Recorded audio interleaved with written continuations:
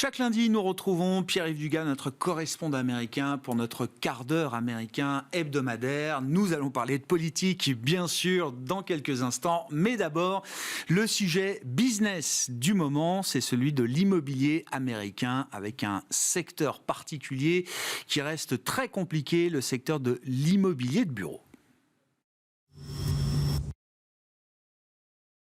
Alors, Greg, loin de moi la volonté de casser l'ambiance du conte de fées, mais c'est stupéfiant de voir que le secteur de l'immobilier de bureau, alors que l'Amérique a échappé jusqu'à présent à la récession, est dans sa pire récession depuis au moins 40 ans.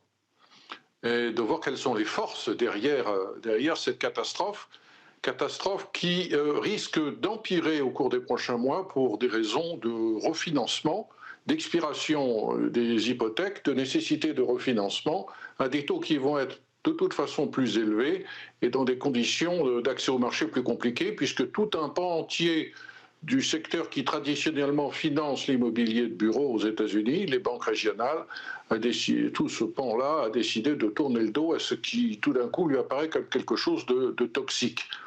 Alors, quelques chiffres quand même qui sont assez stupéfiants. À peu près 20% en moyenne des immeubles de bureaux aux États-Unis sont vides.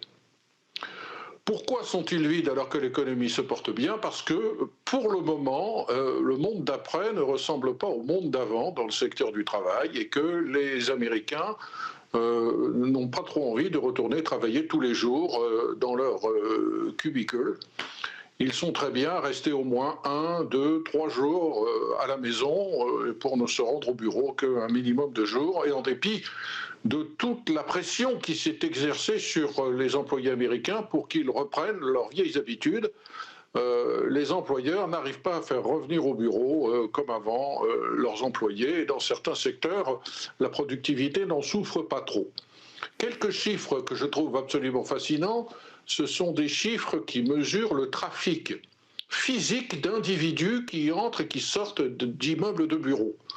Et les entreprises qui suivent ça très très bien aux États-Unis, et les chiffres sont très parlants.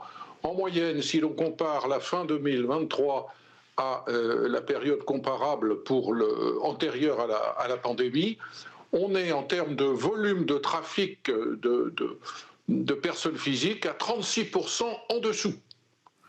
Pour certaines villes, c'est pire. Pour Chicago, c'est 45%.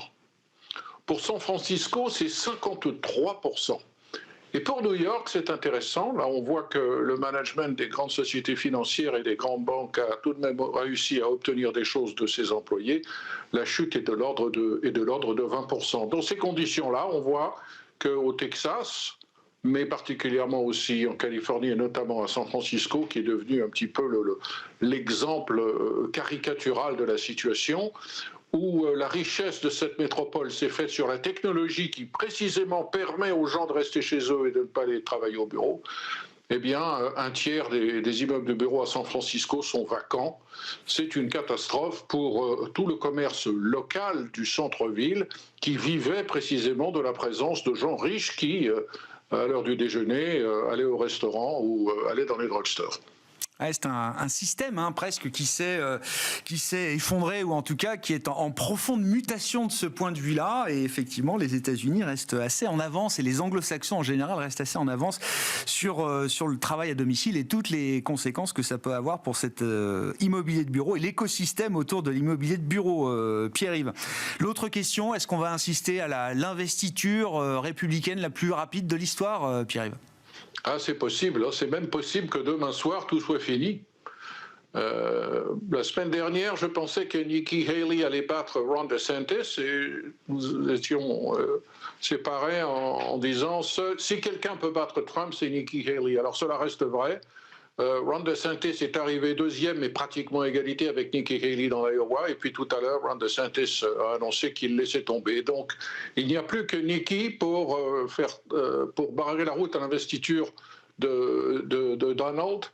On est dans le New Hampshire, un État qui est très différent de l'Iowa, où les indépendants, ceux qui sont inscrits sur les listes électorales comme indépendants, peuvent participer à la primaire républicaine. Et le miracle n'est pas à exclure.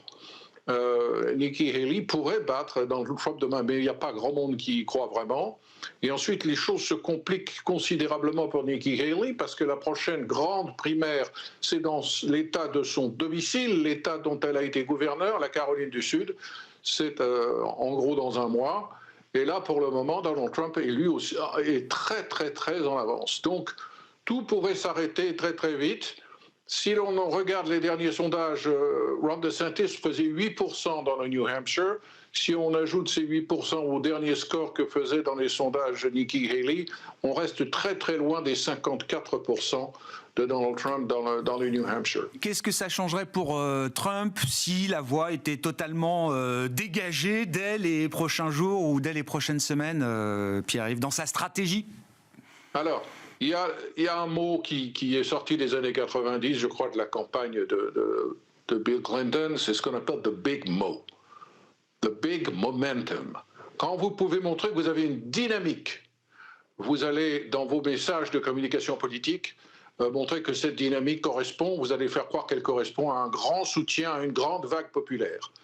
De toutes les procédures judiciaires qui sont en cours contre Donald Trump, en gros, il y a 4 catégories, il y a 91 chefs d'accusation, mais les plus sérieuses sont celles qui relèvent du pénal et qui sont censées commencer, à moins que la date soit repoussée, mais a priori le 5 mars, le procès pour son incitation à l'insurrection et sa tentative pour suspendre la validation des résultats de l'élection.